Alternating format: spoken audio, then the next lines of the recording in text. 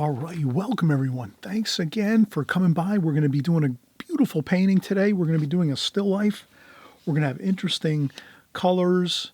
We're going to have a fun time drawing this. We're going to cover everything you need to know about the contour drawing as well as the preliminary drawing. So we're going to set this all up first with a preliminary drawing just to get your subject matter in your rectangle here on your paper set.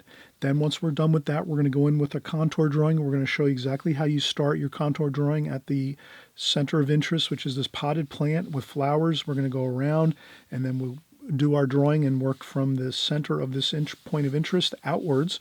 And then we'll show you how to set up your colors in your palette. So we have our palette. We'll show you how to put all of your colors in your palette first before you start your painting, so you'll have everything all set up, ready to go. And then we'll go right through the painting and we'll cover each step of the way for you so you kind of can really accomplish this painting and with not a lot of fuss and a lot of difficulty. It'll really kind of go nicely. It'll flow nicely as long as you're just going along step by step as we go here on this video, this tutorial. So welcome. Thanks for coming by again. We're happy that you're here working in watercolor along with us. My channel is all about just the fundamentals of watercolor, learning those fundamentals over and over again each week as we get together and every month, and then even year after year. You're working and working along with us, and then eventually your paintings are going to look wonderful because you've kind of learned all of the basic fundamental things you need to know about watercolor, drawing and painting in watercolor, and you're just going to have a much easier time completing some really beautiful paintings as you go, no matter what subject matter you're doing. This happens to be still life, which means you're going to be practicing your fundamental skills and you're going to have a lot of great practice on all the basics of watercolor on this tutorial. So thanks. We'll see you in just a second. We'll get started with our drawing. All right, so we just saw the finished painting, and now we're just going to get kind of set up and sort of go through the progressions as we need to get to our final painting. So this is the very beginning of our setup here. I have a still life setup across from me. It's a beautiful vase here with some beautiful flowers, some pink and white flowers, some green leaf forms, nice looking green, fresh looking green leaf forms, and also an apple and a couple of lemons. We have a light, just a basic spotlight. Any old kind of light will work as long as you set it up on top of your scene. So my light is set up about maybe 4 feet above, shining down straight overhead, almost like the sunlight shining straight overhead in the sky around midday, noontime. So you almost have like a noontime type of midday type lighting where the light's coming from the top, coming down over the scene. And the shadows are kind of smaller and not too elongated on the subject matter. But let's just take a quick moment just to look at this. This is what's in front of me. I have a table that I work on for my YouTube videos right here, and then I have across from me, and that's this table. I have across from me about 3 feet away another table set up with, again, the still life here. And I took a photo of what I'm looking at right across from my YouTube art table here, and that's what I'm going to be painting. So I'm going to actually be looking at both the scene across from me as well as this photograph, because I'm going to put this photograph right over here on the top of this table, the art table here that we have set up for our video. So I'm going to zoom out so you'll kind of see how I do this. I zoom out now, so there we go, we zoom out. Then I'll take my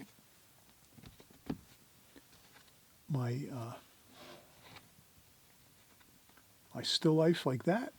So I can either look at this photograph or I can look straight across from me across the way, because this is what I'm seeing, again, across from me about 3 feet away. I have a table set up again with a light on top, shining down over my beautiful still life here, green apple, a couple lemons, and some leaf forms and some beautiful flowers. Let's get started with our drawing.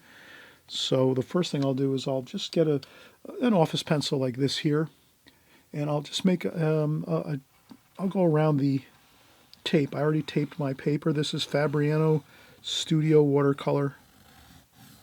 So I'm just going to go around like this, just so we have a rectangle like that. And then what I'll do next is I'll just do a preliminary sketch, which basically is, let me kind of make sure from the start of this I kind of get the basic idea of where everything's going to kind of sit within this rectangle here. So the first thing I'll do is, well, I'll maybe take a look and say, well, I can kind of see that the back of the table the back of the table that everything, these still life items are set upon, is about halfway across the scene. So let me just make a light line going across the scene like that. And then I'm going to say, okay, my potted plant here is just a little bit in from the edge over here on the right side. So that's just a good kind of, you know,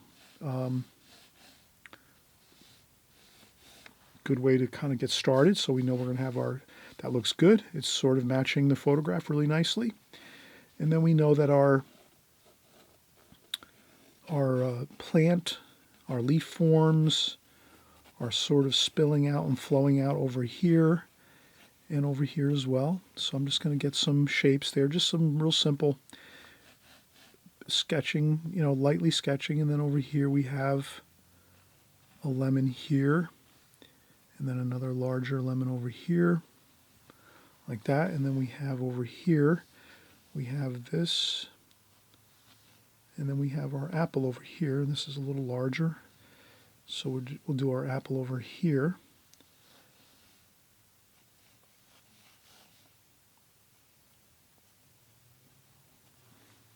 All right, so I did a quick light sketch of everything, just so I kind of see that I have everything set in this rectangle just like we have here. And you can kind of see I accomplished that. We have the vase here with the plants and the flowers. The apple is over here at the very bottom foreground here. So this is our closest, this apple is the closest we're going to see any of this subject matter to us here. And there's some leaf forms here. And then again over here in the distance is this vase, basically a pot, a silver pot. It's just like a metal pot.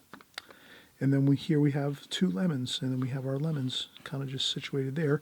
And then there's some shadowing. So we know we have some shadows for our leaf forms and our plants and our flowers.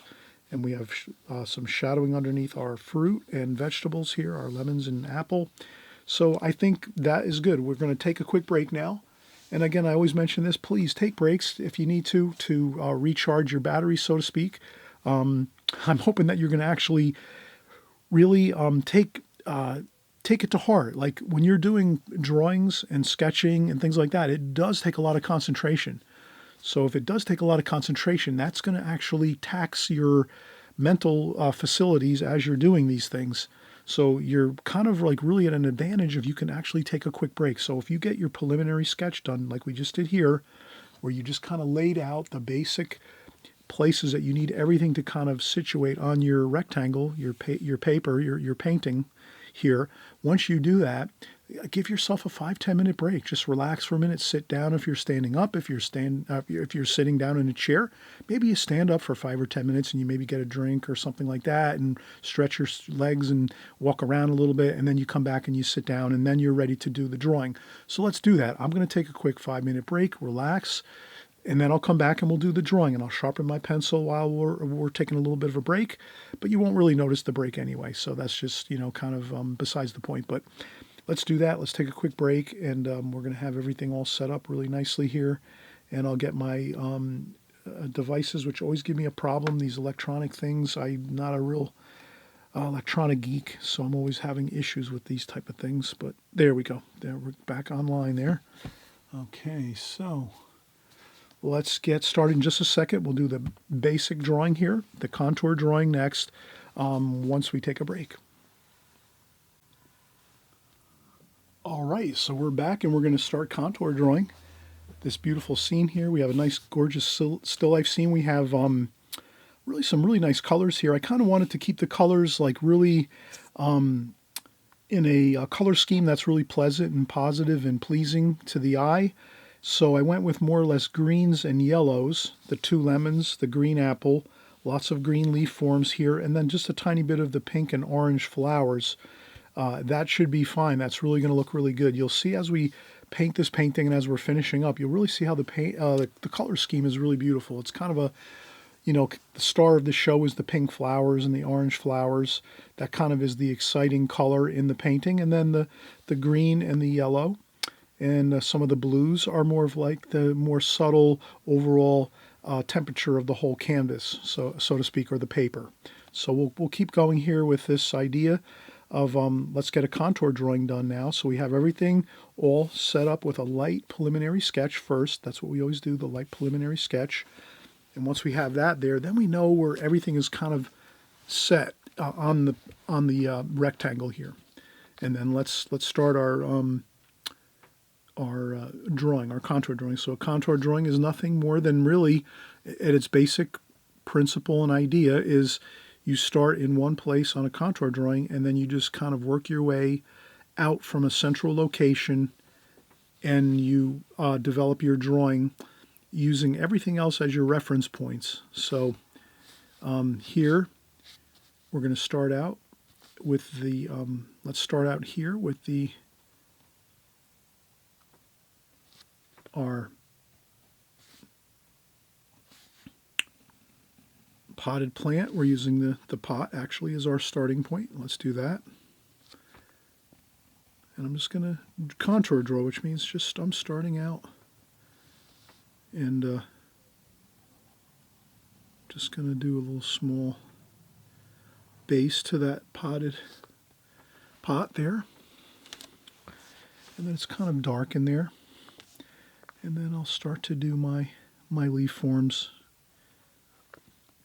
And I'm hoping you'll just kind of follow along as I go.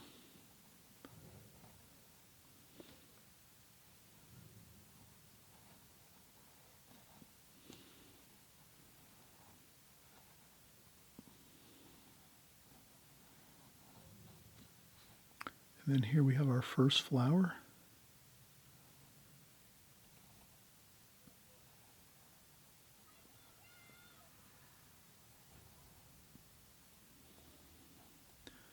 Okay, that's our first flower there.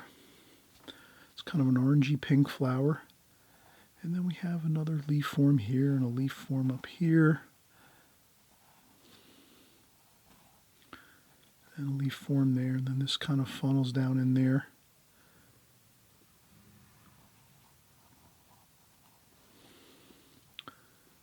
And then we have some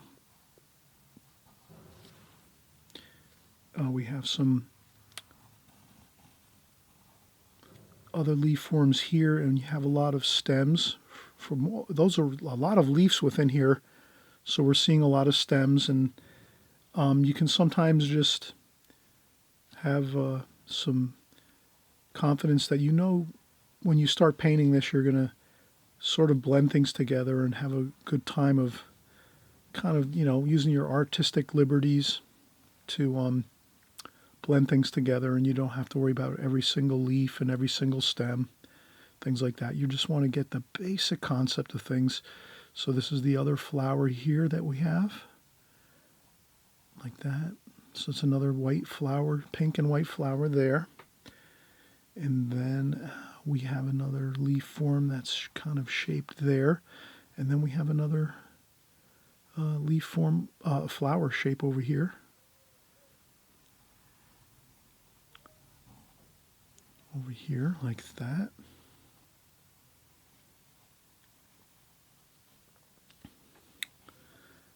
And then over here, there's another couple of leaf forms there. Like that. And then there's another one over here like so. So I'm just trying to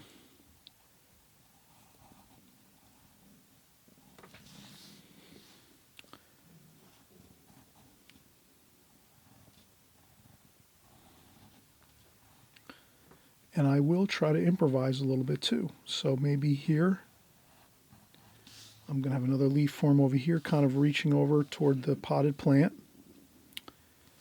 And I think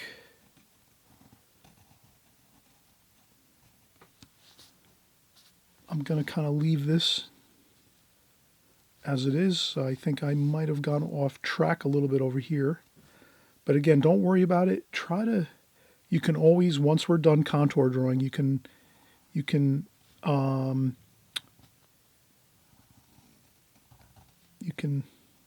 readjust by erasing a little bit and doing a few things over. Not a problem.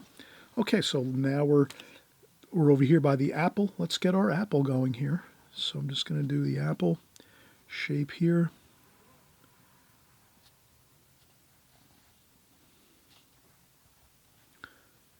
Come around here like that. And I'm just doing little dots, so I'm trying to get the angles here as I go so that I don't make just like a big circle and say, okay, that's the apple, and make a circle. I'm trying to get the subtle angles that you'll see on the apple. There are some angles to that apple. It's not a perfectly round sphere. It's actually got some angles and things to it. So let's do that. And then there's the top of the apple has a divot where the stem is, and then we'll just do the stem like that. And then we'll paint in the shadowing on there once we get to the painting portion. And then we're going to do a little bit of a shadow here just to remember. I'll put a small line on there just to remember. Maybe I'll zoom out just a touch here.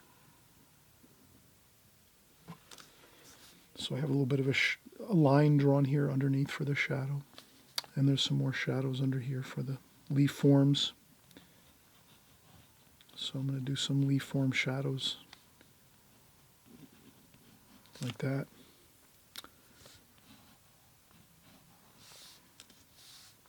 Okay, and then I'm going to come right over here and I'll start in with my lemons. And again, the same thing. I'm going to make sure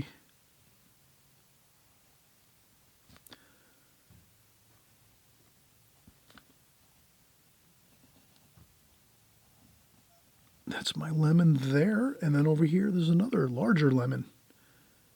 So I'm going to do another larger lemon over here, like that. Like that. Perfect. And then we have a little bit of a shadow underneath this lemon. And the same thing over here, a little shadow under this lemon. So let's make this background, the back of the table. We'll get that back of the table line set across our painting. We want to do that. And then we can even get some of these lines. Again, this is optional. If you want to add some of your tablecloth design to your painting, you can do that. If you don't want to get that involved with too much detail, you can leave that out. I'm going to do a little bit of the tablecloth design here. So I'm just going to take my, like this, just make a little bit of a line there. And then there's another one here, another line, another design here. This is like another line here, like that. And there's another one here too as well, like that. And another one there. That will go right alongside the apple, like that. All right, I think that looks pretty good. And then there's maybe another one over here on more of an angle, like that. Okay, so we have our basic contour drawing completed. And there's some more leaf forms in there. But again, we have a lot of detail here with the leaf forms.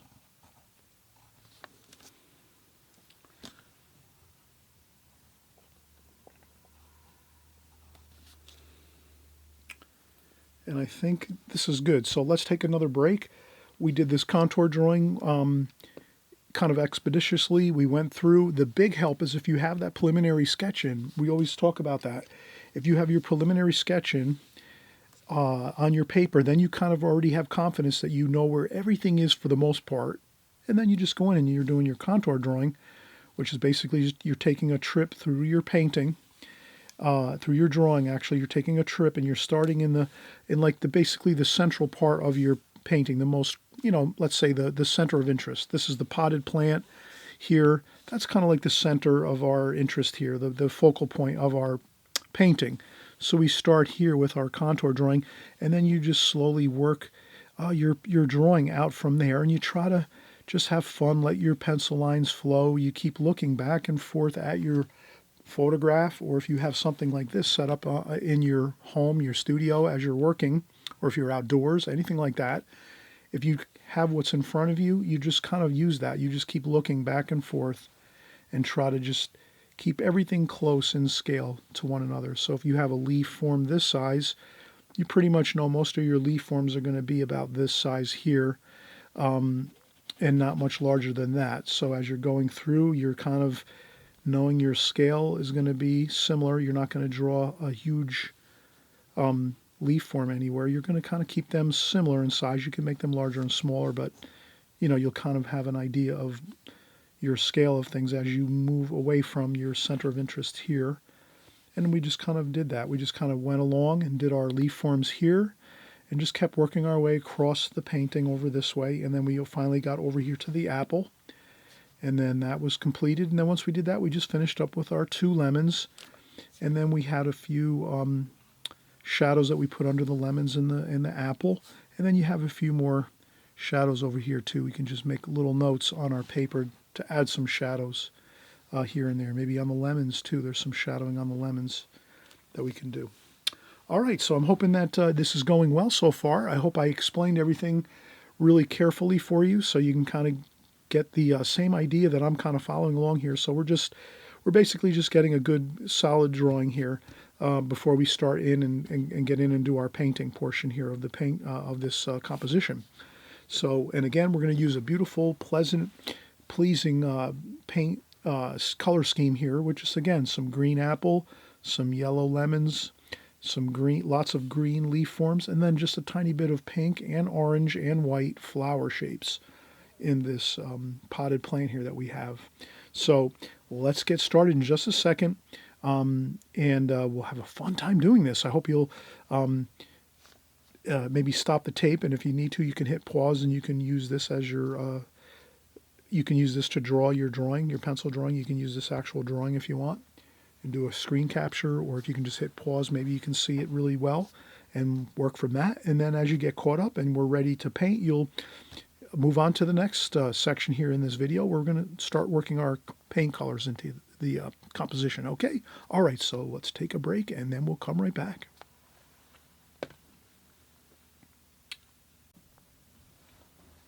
All right, so let's get started. We're going to begin the painting process here. So the first thing I was going to do is start to mix a little bit of paint. So I want to start to mix my colors that I'm going to use for this composition. And of course we're going to use a lot of green, so I'll get some sap green up here started. We'll get some sap green. And some raw umber too. I think raw umber is going to look really good. Kind of mixed in with that sap green, kind of like a warmer feel to the greens, and then also a little bit of cool green too. We want to mix it up here a little bit, so maybe we'll have a little bit of blue there. So a little bit of cobalt blue. That's a good all-purpose blue right there that you can use for some shadowing kind of green colors. And I think that's really good right now to get a start for our greens, for our green leaf forms. And then as we start to work, maybe we can do the same idea, mixing up a little bit of colors and things like that before we start. Maybe we'll get our lemon colors. Why not? Let's get our lemon, cadmium yellow lemon. That'll be for our lemon, as well as some cadmium yellow. So there we have kind of like 2 really good lemon colors. Some cool yellow, some lemony yellow, and then some warmer yellow there too for the shadow areas. And then maybe we have a little bit of blue, cerulean blue for some shadowing. And we can also add in some burnt umber there too for some shadowing. So kind of like we have a good feel for the apple too. We can use the apple, we can use these same colors as the green leaf forms mixed in with some of this. But I think this is basically a good bit of color that we're going to use. Also too, we did want to add in some, for the pink flowers, we're going to add some alizarin crimson up here. And maybe a little bit of orange. There's a little bit of that orange color. So we have some orange, cadmium orange, and some alizarin crimson up here. I think that should be fine for the flowers. Maybe a little bit of purple. There is some purple there too. We can even put some purple here just to have. There we go. So we have some purple to mix in with our red and orange. I just needed more space over here, so I can put some purple up there. That shouldn't be a problem. Your palette's basically like, your notepad. You're putting all your notes of color on your palette first to start with to kind of match up with your whatever subject matter you're using. So right here, we're just looking at our photograph, or across from me, I can look straight across from me and notice that the colors are mostly predominantly greens and yellows, and that's what we have, a lot of greens and yellows with a touch of some blue in there. And then, of course, we have those little beautiful notes of pink and orange for the flowers. So we're going to kind of incorporate all of these colors into the painting. We get them all out onto the palette first so we can kind of get it all set up, and this way you don't have as much stress, right? Does this make sense? If you're starting out a painting, it's less stressful if you can kind of figure out first, get your colors kind of, you look at your subject matter, whatever, if you're painting from a book or a photograph, or online, you have something online on your phone or your iPad or your computer screen, whatever it is, or if you're even painting from still life where you have some real flowers set up in your house, which is really nice, and some fruit and some vegetables like lemons and apples like I have set up across from me. If you can do that, that's great too. Mine are actually, these are actually foam, actual, they call it faux fruit. So I purchased this on eBay. You can get faux fruit, it's called, or, faux vegetables. They're basically people, they create these beautiful creations of replicas of fruits and vegetables. So you can get an apple, and they use foam, so it's nice and light, and they paint it beautifully and create a gorgeous looking, almost lifelike. It looks so real, you wouldn't tell the difference if you were looking at it from a foot or two away. And that's what I have here set up on my table across from me, some faux fruit. And you could find that on eBay if you want to take a look at that at some point. It's really nice. You don't have to worry about going out and buying fruit and vegetables at the store, as a special, setup if you're going to be doing a still life painting. You just have it there. You can put it in like a shoebox or on your shelf, and then you just set it on your table as you need it. So in any case, let's get started. We'll use our greens. We'll start out with some greens here. And this one here is a little bit light. We'll do our first leaf form like that.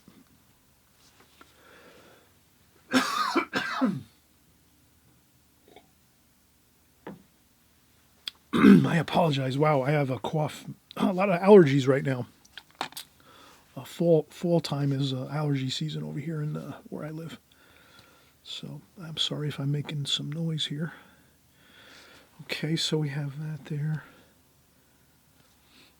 And some blue over here. It's more of a shadow there, I kind of see. And maybe some more green in that blue there, like so. And then let's get some more. I'm going to start out really pretty strong with a lot of greens here.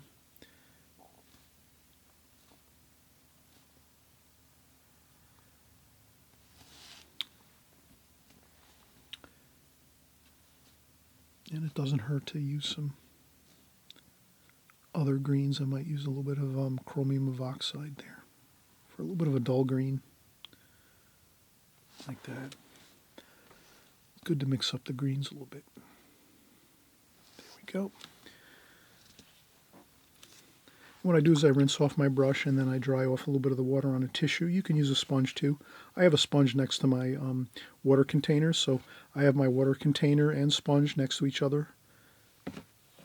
And then you can also use an additional little bit of tissue to dry off your brush a little bit. You want to make sure you don't have too much water on your brush as you're going, because that can really cause a lot of issues with too much water. Can kind of cause a lot of problems with getting some good color and accurate darks and lights in your painting. So these are just some stems and things like that. So there we go. We have, we're working our way over here on the right hand side over here, and we notice that it's looking good so far. And I'll do a little more. I'll just kind of swing over this way and use my brush like so. And then a little bit of darker darks over here, like that. And then what we have is a beautiful orangey and pink flower here. So let's We're going to do the inner part of the flower, which is kind of an orange and pink, like this.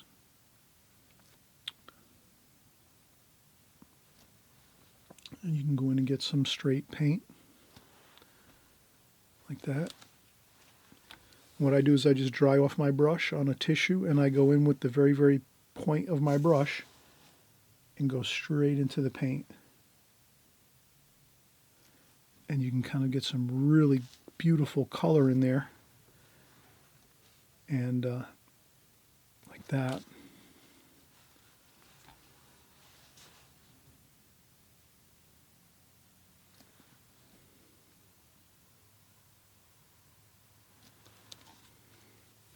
And there we have it. Okay, so let's keep working our colors here. We have more sap green here.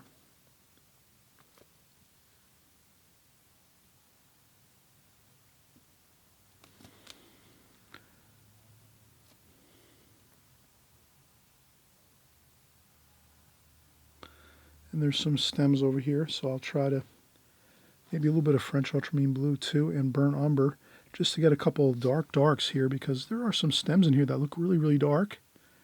And there's also a little bit of dark shapes here. It looks like the soil of the potted plant here is kind of dark. So we can kind of get that in too. And there's some, again, more stems like that.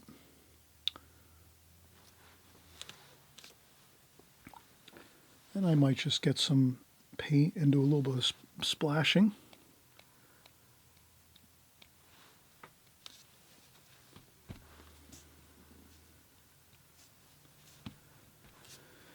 And splashing just helps me to relax a little bit and realize it's just a fun painting, and we can have a good time of it and not get too worried about things. And we'll get some more of this up here, some more leaf forms like that. And then there's a little bit of a darker dark there, so we can get a little bit of more darker color there.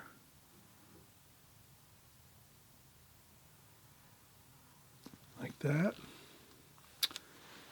And I think that is looking good.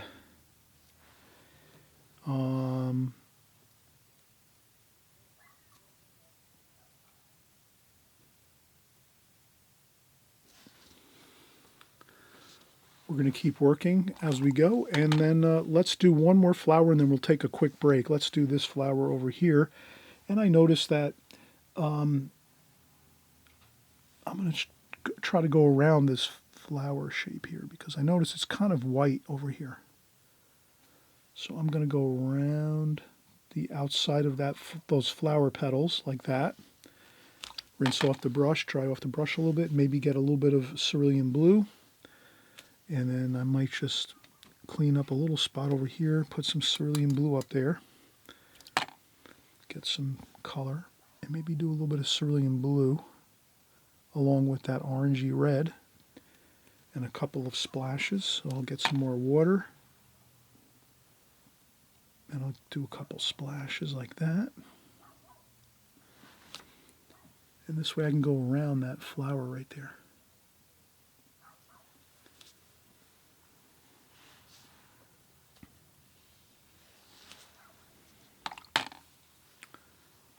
And it kind of looks like it's more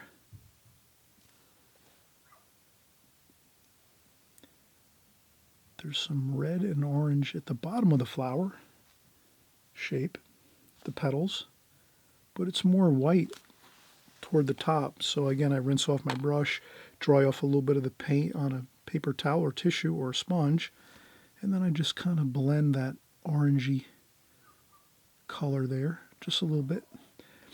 And then I maybe take a little more cerulean blue and just sort of maybe get a little bit of like that, just so I can kind of make like a negative shape around. They call that negative shape painting, when you paint around something So negative shade painting simply is, you hear that term a lot with watercolors. Maybe you haven't. Maybe this is your first time here. I want to thank you and welcome you. If you haven't ever been on my channel before, your first time watching, welcome. Thank you so much for coming by. We're having a fun time here doing our still life painting, and we're doing, you know, our flowers and leaf forms, and we're going to be doing some fruit and vegetables here, our lemons and apple soon. But you hear the term negative shade painting in books, and you see it on sometimes other creators, YouTube creators that are painting watercolor. They talk about negative shade painting, and that's just a really odd kind of type of term where you might think to yourself, "What? That kind of sounds weird." Negative shape. It sounds like someone's like making fun of our artwork or something. Negative shade painting, but all it is really is just you're painting around some part of your painting. You're painting around a part of your painting, like a shape or a flower or something else, like maybe a cabin or anything else. You're painting around it, and then when you paint around something with a color, the actual subject matter appears. So when we paint around this flower here with a little bit of darker paint, that leaf form sort of kind of like becomes evident. It looks like it's you can kind of see how we've created a little bit of the shape of the flower here, that white flower, by making a little bit of darker paint with some blue and some orange and red. We've done that, and now you can kind of see how it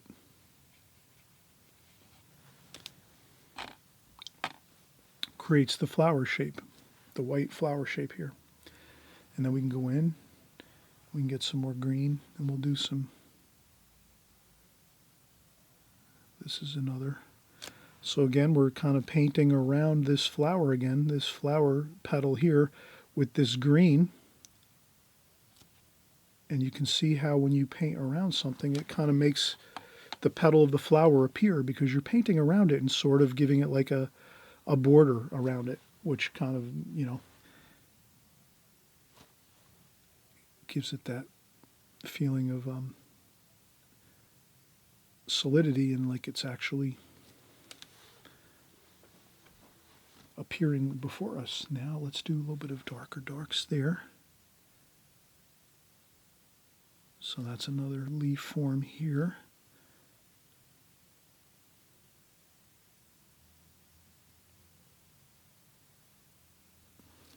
Okay, so we have some leaf forms here, some stems.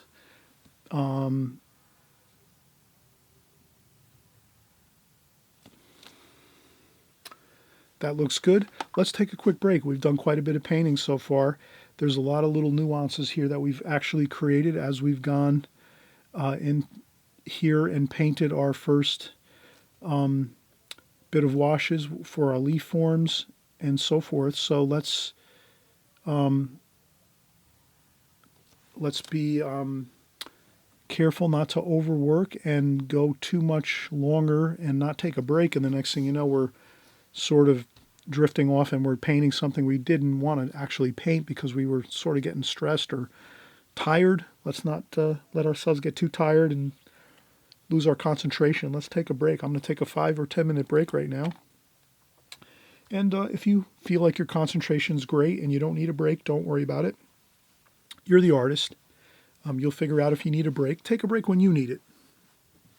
And I always mention too, if you haven't subscribed before on my channel, and this is your first time here, or even if you've been following me for a while and you're not sure if you want to subscribe, subscribing is just as simple as clicking the button below on the right-hand side, subscribe, and there's a little section there that next to the subscribe button that has little bells. You want to click that top bell, which basically just, what it'll do is just each time I make a new video, it'll appear in your YouTube channel. So the next time you open up YouTube, you'll see I've made a new video. That's all that it really is. There's no catches or gimmicks with the subscribing to a channel. If you subscribe to my channel, that's just YouTube's way of kind of like saying, if you like my channel, YouTube is happy to kind of let you know when I've made a new video, and they'll send you my new video in your YouTube homepage. So when you open up YouTube the next time when you're on YouTube, you'll just see my paintings and my videos coming up to alert you that I've made something new. And that's all it is. There's nothing else to it. There's no gimmicks. Again, there's no getting text messages or emails or anything silly like that. That's not what YouTube does. They just want to make your experience on YouTube better by helping you to kind of get the content you want more and more. So if you're new here, or if you've been following for a while and you're not sure if you've been subscribed or not, it's the button below on the right hand side. It says subscribe. You click on that, and it's as simple as that. You just click on that, and this way you're kind of connected with me, and you'll keep working along with me as we go here on our watercolor journey. It's a fun journey, and if you're working with me here week after week, month after month, and year after year, you're going to get better at watercolors, no doubt. I cover all the fundamentals of watercolor, all the methods and techniques you need every time I create a video. So there's no really second guessing my channel and what I do here on YouTube. My goal is to make sure you're learning the fundamentals of watercolor and that your paintings are getting better each time you sit down and you're doing your paintings. You want to always see progress, and I'm going to make sure that you do have that progress as you go. So that's my goal. Hopefully, and I know it's actually many of you have been sending in comments, and you've sent me your paintings on emails. Everyone is doing a wonderful job, beautiful work. Sometimes I'm getting paintings that just look so fantastic. Even some of them, I'm not even sure if they're my paintings. I'm wondering if they're my paintings or someone is actually taking a picture of my painting and sent me my own painting. So a lot of people are getting incredible, good luck with their paintings. Everyone is picking up on what I'm teaching. It's not anything too fancy. It's really just the basics. And when you get the basics down, you can do anything you want with watercolors. You can go off in any direction you want with watercolors as far as any style or technique that you want to use in watercolors. But if you get the basics down first, that's really going to be the key to your getting better at watercolor and finding your own voice in watercolor.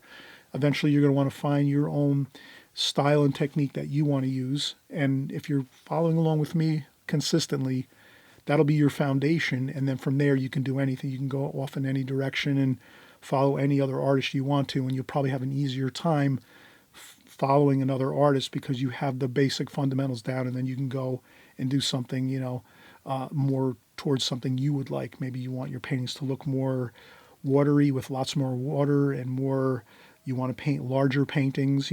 These are I'm working in a smaller format right now. You might want to work really large. There's a lot of artists out there that work in large style formats all the time.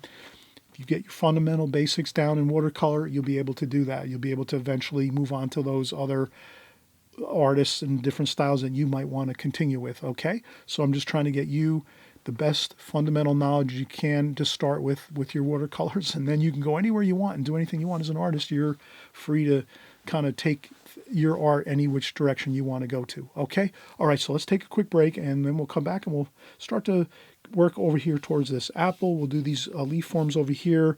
We'll get over to the lemons and the potted plant here, the actual silver metallic pot. We'll do that as well.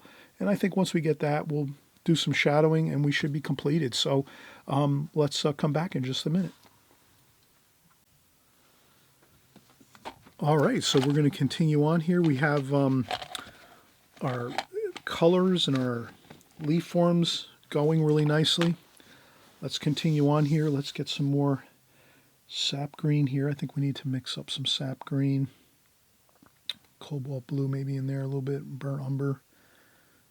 French ultramarine blue a little bit in there. A little bit of darks there.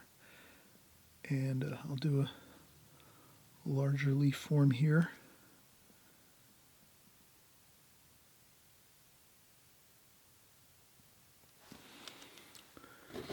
You can maybe sometimes take a tissue and make create a little bit of a light like that. You can lift up a little bit of paint.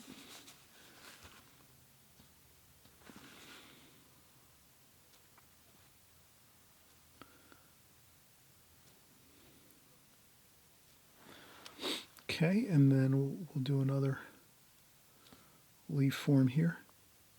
I think I'm just going to really go for the gusto here and try to get some really nice leaf forms here. A little bit of a darker dark there.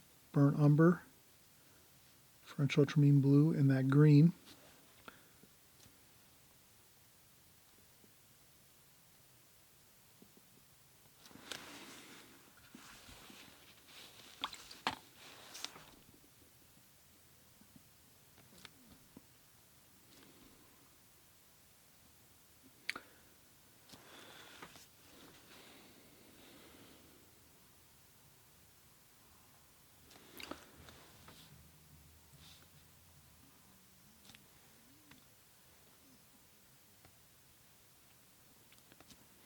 And I'm going to try to keep working my leaf forms here.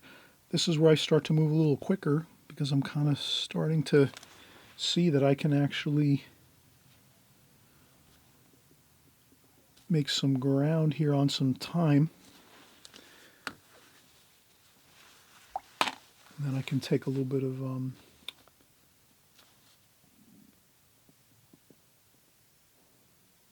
maybe some lighter green there, chromium of oxide.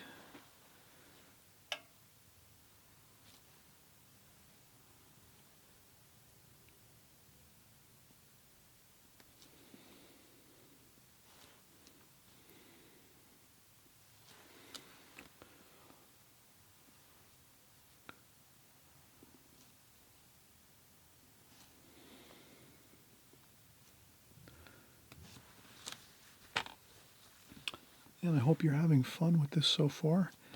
And I'll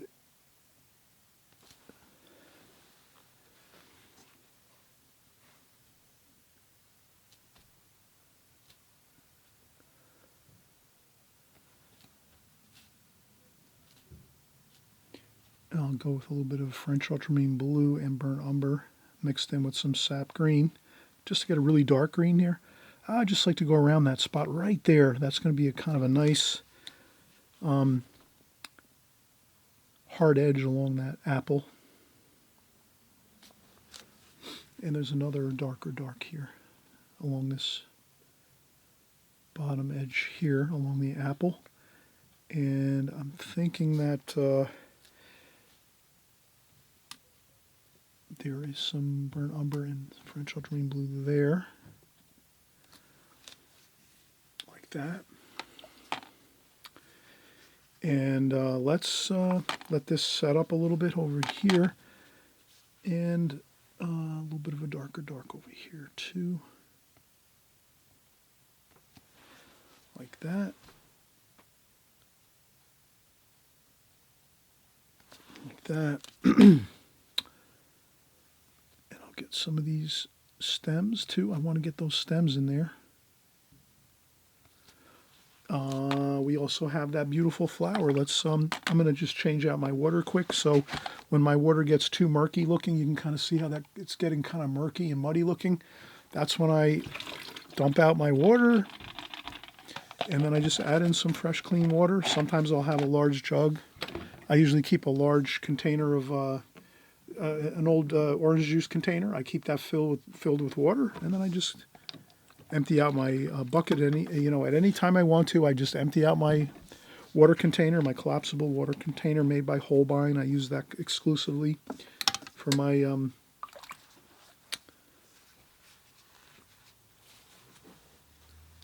painting. I usually use the Holbein water containers, the collapsible water containers. You can kind of see, you can collapse them and make them smaller like that. And let's get this other pink and orange flower over here. And there's some purple in that too. And I'll put some purple over here and some purple over here too. So if I add purple to a flower over here, and I haven't added it over here, then I'll want to add it over here too. So that we have kind of like a harmony of our colors.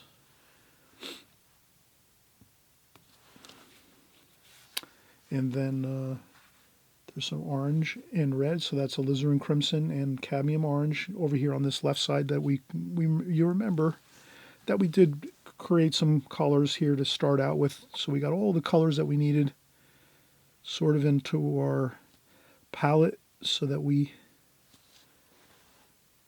had everything out kind of in plain sight so that we can see it.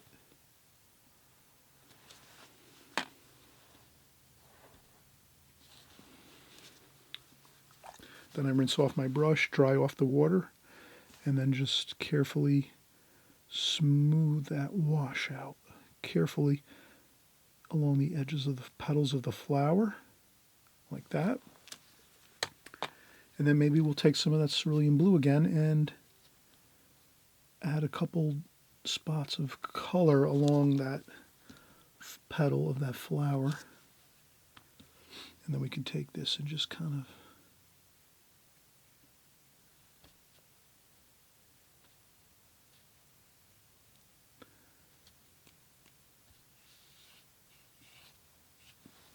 just a little bit of color.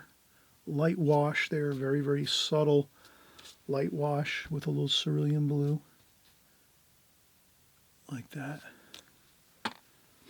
And then I can use a damp brush and kind of just slightly kind of just smooth it out like that, but it kind of makes a nice bit of highlight there along that petal.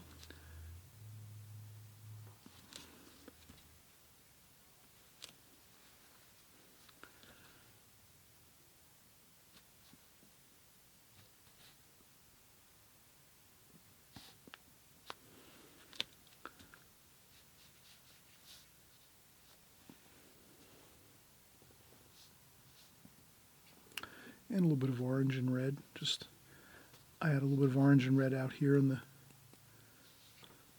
edges of the paper here, the background, just to give it some warm and cool effect. And I think that's looking good. And maybe we need a little bit of sap green, a little more sap green here. French ultramarine blue and sap green, a little bit of touch of burnt umber. I just want to get a couple of a few more stems just to kind of tie things together, and that should be good, like that. All right, so we're moving right along. Let's start working on our green apple here. Why not? So our green apple, we're going to use some cadmium lemon yellow. We have that already here. And maybe a touch of olive. Oh, let's use sap green.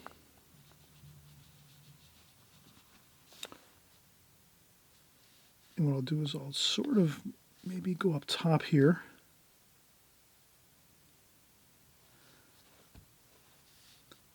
And we'll get some of that green up top here.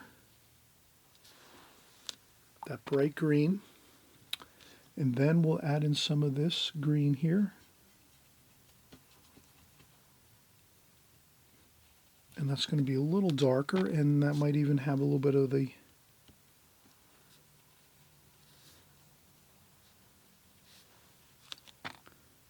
some cerulean blue as well.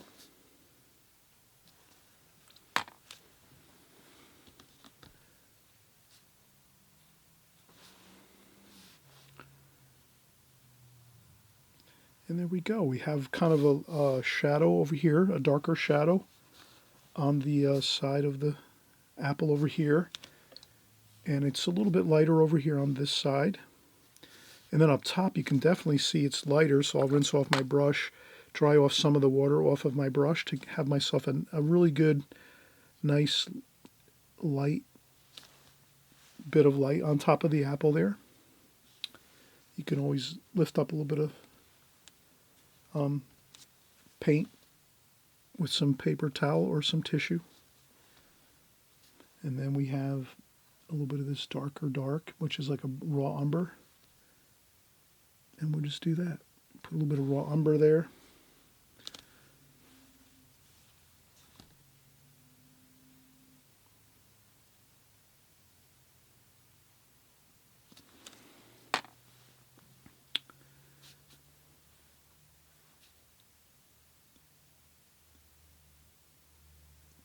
Like that, and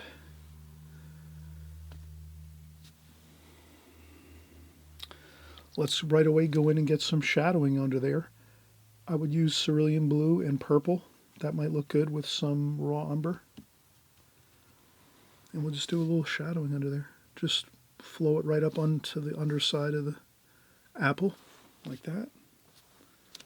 A little bit of purple. Like that.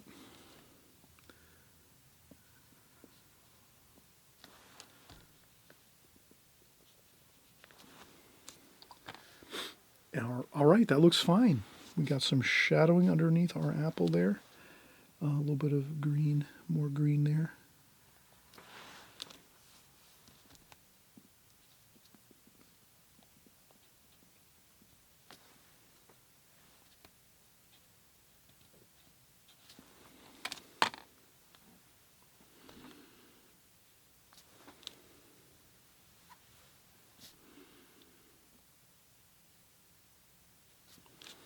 Okay, there we go. We have a really nice green apple there, looking good. Some more shadowing underneath this leaf form here, like that. Then we have another bit of leaf form over here, some shadowing under there. So here you're just going to do some shadowing as you go. If anything, I say make the shadows a little bit of warm and cool. So maybe some purple, some blue, cerulean blue, and then also some warm paint too.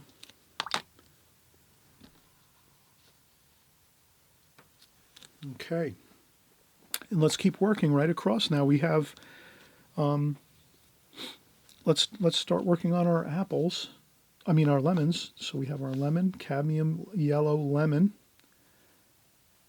and I would say that that is going to be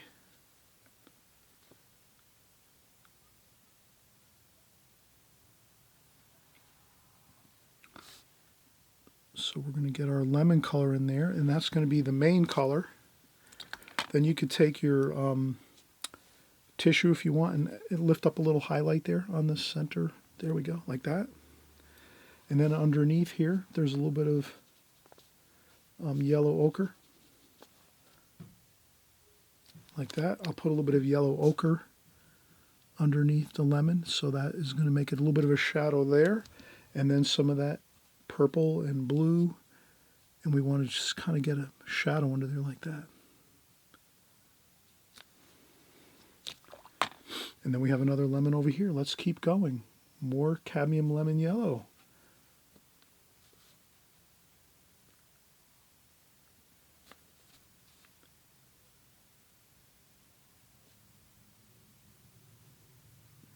Like that. Okay, and then you could do the same thing. You can lift up. I'll get a fresh tissue, a clean tissue, and I just roll up my tissue and make a little small bunch, of, a little bit of a bunch up here of the tissue, like that. And then you can just lift up like that. And that gives you a nice little bit of light on the top of your lemon. And then we'll go in and we'll get some of that darker raw sienna. That's actually raw umber, like that. And put a little bit of a shadow under there. There might even be a shadow on top of our lemons, like this, from the up above. And you could add a little bit of purple to that, like so. And then that gives you your shadows from above, from the leaf forms up here, casting their shadows on top of your lemon, like that. And then you also have your shadows underneath the lemon here, because the light's coming from up top like this. And that's where we have we use some purple and some raw umber up here. And we have another bit of shadowing under there like that for our lemons. And we just kind of go up into the bottom of the lemon.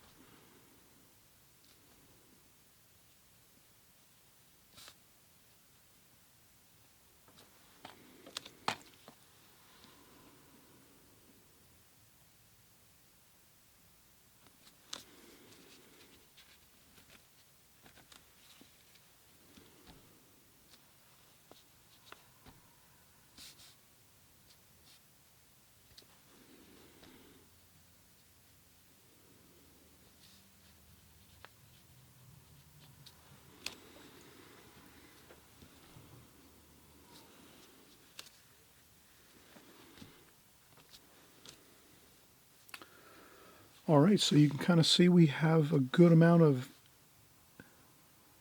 the foreground completed now. So we have our green apple and our 2 lemons here completed. I think that looks good. We have the shadowing underneath them. We also have the shadows from the leaf forms up above. And I think that looks good too.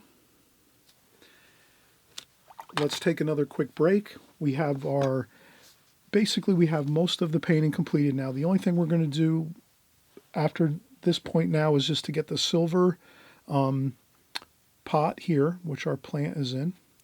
And once we do that, then we can maybe add in some lines for our tablecloth, and that's about it. Maybe a few shadows maybe here and there, but I think we're good. So let's take a quick break. We'll get ourselves a little bit of a break here, a little bit of relaxation before we go in and do our final washes on our painting. And this is a perfect time to step back, relax, and then when we come back and stand here and look at everything, we say, all right, I kind of see what I have to do now to finish up, that it's going to make it just look, good, not going overboard with too many details. So that's one of those things that you learn as a watercolor artist, and you're learning this all the time. I know on my channel, I always talk about this, and I'm sure you're learning it really well, is, not overdoing any paintings, really. Let's not overdo and overwork our washes and our paintings.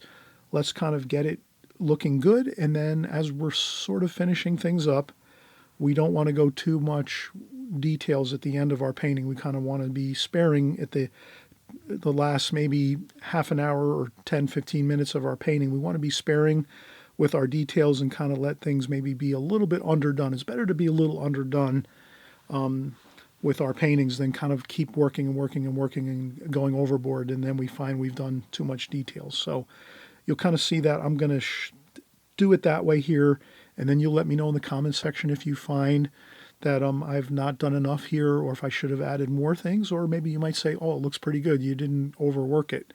So you let me know in the comment section what you think as far as if we've overdone this, or we've underdone it, or we just did a good job of kind of getting the painting to a good place and then kind of letting it be as it is. And you can always, in a day or two later or a week later, maybe add just a few little tiny things in there into your paintings if you want to. But usually it's better to kind of underdo it a little bit, and then if you want to later on, you can add a few details to it. But let's try it this way. Let's finish up what we have here in just a few minutes. Once we come back from a little bit of a break, we'll see if we can get it finished in the next 10 or 15 minutes, and then see how it looks.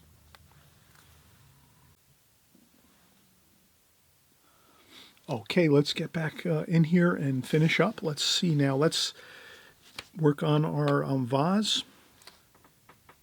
So I'm going to use some raw umber and purple and yellow. And I think I'm just going to try to get some vertical lines going here like so.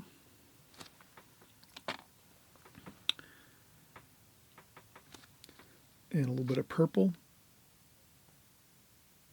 A little bit of cerulean blue. I think I'm kind of going for that striped kind of look.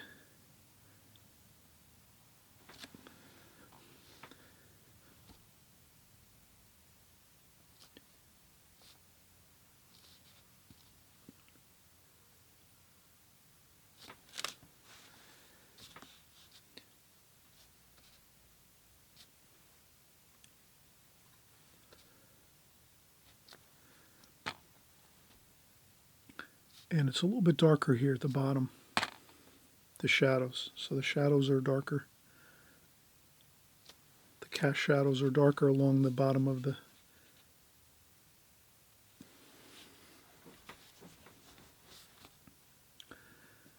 Let's leave it like that. I use a little bit of the tissue to lift up a little bit of the wash there. I think that looks good. For our pot here that we have. And what else do we have? We have already some good shadows here. Like that.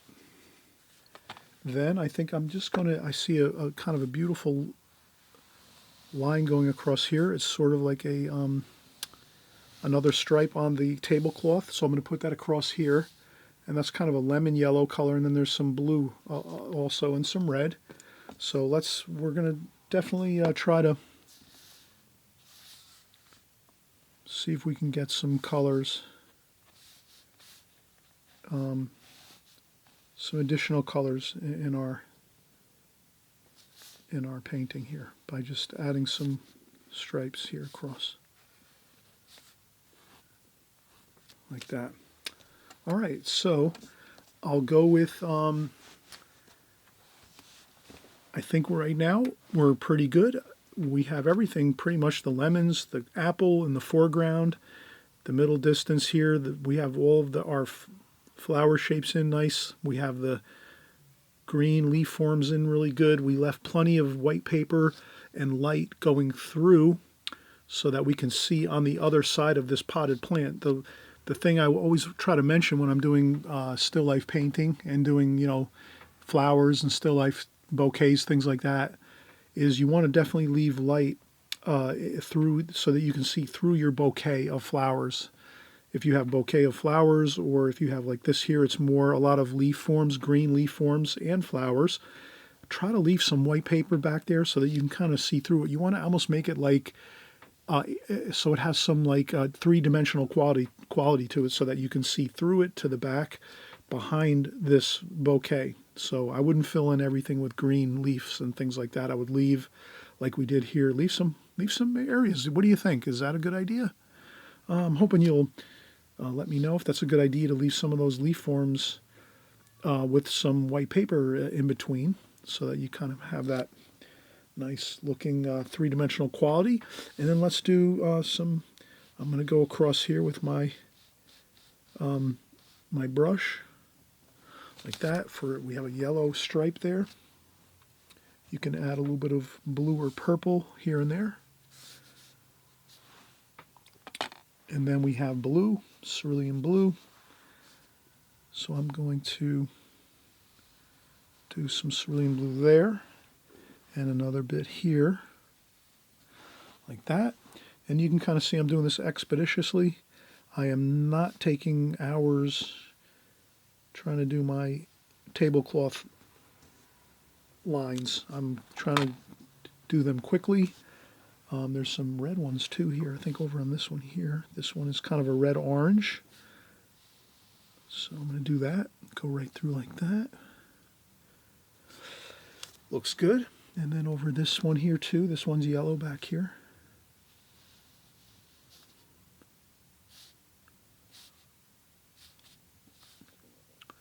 And what's good about this is you can your colors all begin to harmonize together within the whole painting, which really makes it really a little more pleasant looking.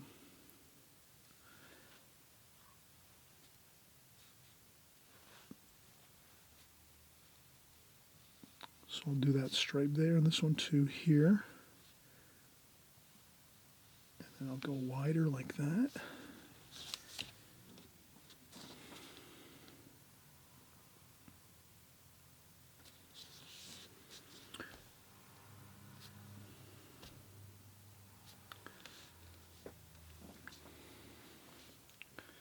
And a little bit of splashing back here.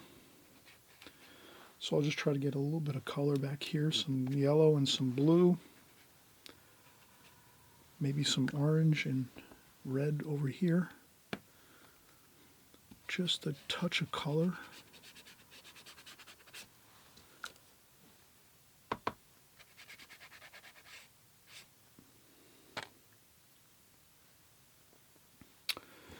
We could go with a little bit of more purple and blue and raw umber. And we'll see if we can get some darker shadow there.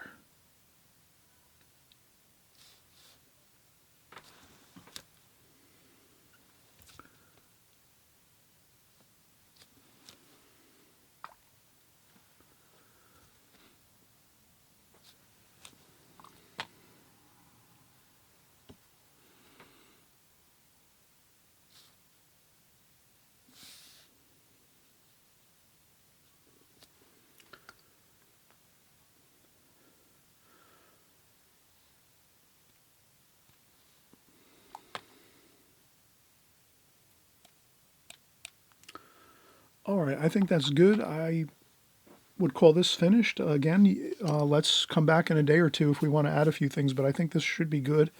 As far as I think everything is really looking fresh. It looks like it's not overworked pretty much. I think it looks pretty good. One thing I forgot to add here, I'm going to add the stem for the apple. Let me do some burnt umber and some French ultramarine blue there and some sap green, kind of get like a, and let's do just a quick little upstroke here for the apple stem.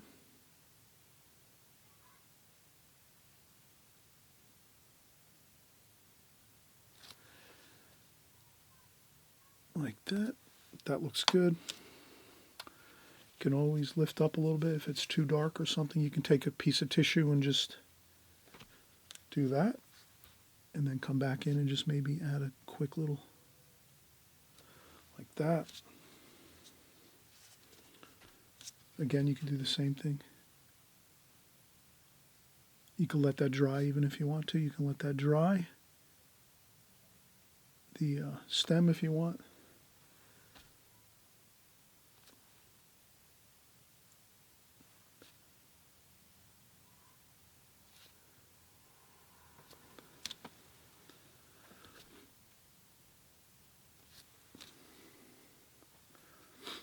All right, looks good. Maybe a couple details too here. I think the lemon has a small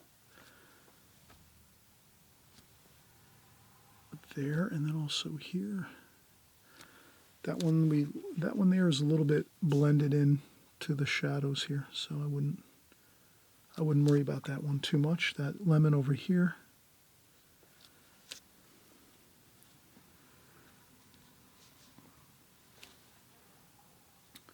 We could always let this dry a little bit and then add in. All right, let's do that. Let's take one quick break.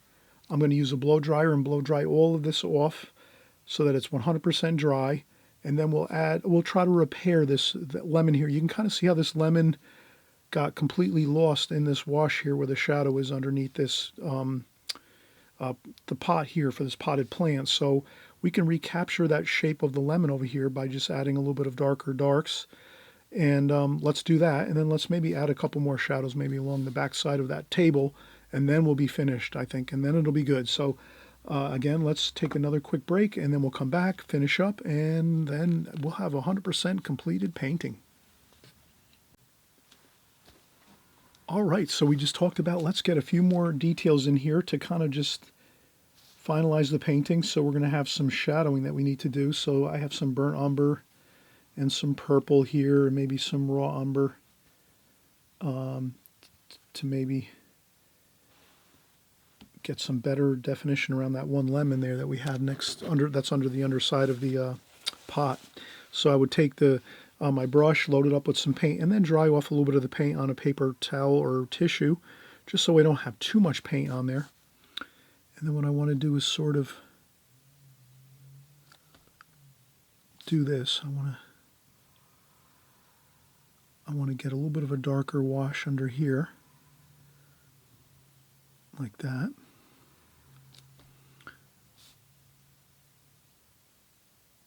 And then we can go around that lemon a little bit like that. And then we can take our brush, rinse it off, dry off a little bit of the water on a tissue or paper towel. You can also leave it a little damp. And let's just kind of wash, or take that shadow wash and just kind of mix it around a little bit. And then we're going to take this too, and we're going to do another shadow over here. So this is the bottom of the, and then maybe even some burnt umber, some French ultramarine blue,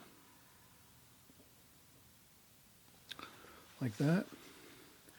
Maybe just to make an accent under there with some darks for the shadow,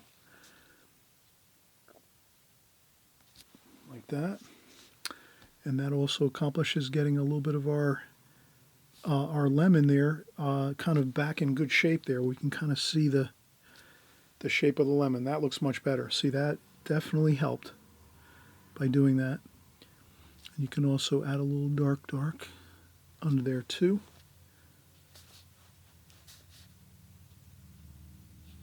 Like that.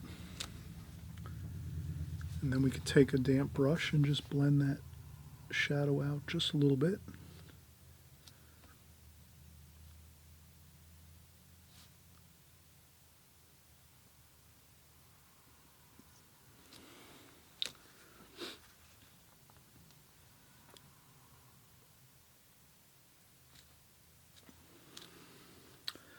You could also take some color, some white. If